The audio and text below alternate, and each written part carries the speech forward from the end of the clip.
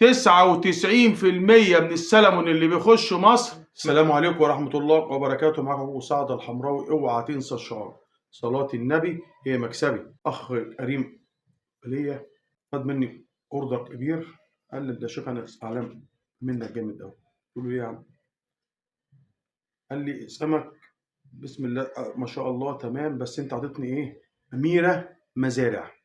قلت له هو في ميرة مزارع؟ مفيش يا أخويا أميرة مزارع، والنوع اللي انا عطيته لك ده مفيش منه مزارع ولا مجمد. ميرة خضراء او ميرة تقيلة دي مفيش منها مجمد. الثانية في منها مجمد اللي هي الميرة موديل اصفر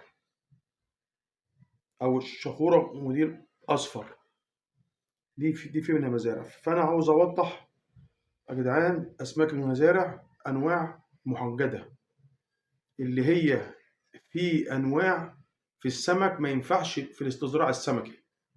ليه؟ مكلفة عليهم، لا اما بتعش في المية، عاوز مية مفتوحة، لا اما ما بتستحملش التطعيم اللي هو المضاد الحيوي. اي حاجة فيها مزارع لازم يبقى فيها تطعيم، فدي ما بتستحملهاش.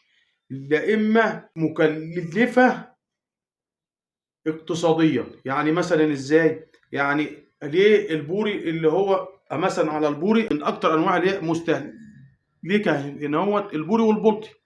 في انواع من البوري بيعمل لها عمليه استصدراع سمكي.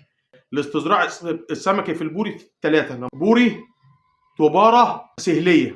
ليه ما بيعملوش الاصفر ودن او الهليلي اللي هو نوع واحد، او الجبايش او شفه هو ده نوع واحد بس؟ ليه؟ لان البوري والطباره والسهليه بيستحملوا التطعيم ويعيشوا في ميه عذبه، ولما بتديهم علف بيكبر. لكن الاصفر ودن ما بيستحملش التطعيم، عاوز كميه علف ياما، عاوز ميه مالحه، عاوز بحر مفتوح. ونفس الحكايه في الجبايش. في البلطي الاستصدراع اللي هو وحيد الجنس، ليه ما بيحطوش الخنيني؟ عشان نفس الوضع. بدأوا في حملة استصدراع للخنيني في بورسعيد بس قليلة جدا، اقتصاديا مكلفة. ايه بقى الانواع اللي هي بيعمل لها عملية استصدراع؟ اول حاجة طبعا البلطي، البوري، القاروص، الجنيس، اللوت، الحنشان، السهلية، الجندفلي البلدي. الجندفلي البلدي.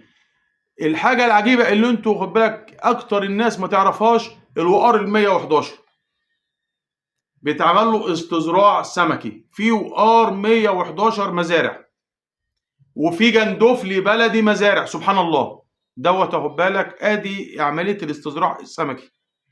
وفي انواع ياما ما بناش استصدراع سمكي، وفي انواع بتعمل لها استصدراع هي مزارع بس ما بتعيش مصر. والعالم كله اللي يعني اغلبيه العالم ما يعرفش ان السمك ده مزارع. السلمون 99% من السلمون اللي بيخش مصر مزارع. ليه بقى؟ لان اللي هو السلمون اللي هو الحر دوت بينزل بس نوع منه كندي، بيبقى لونه وردي، لونه احمر، مش لونه اورانج.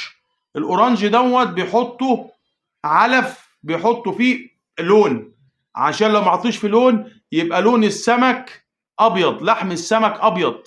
اخويا احمد انا بقول لك اهو، وعملت لك فيديو، واي حد يحب يناقشني فيه انا معاه. مفيش ميره تقيله اللي هي في الغرب عليه الخضراء، مفيش منها ولا مزارع ولا مجمد. والسلام عليكم ورحمة الله وبركاته.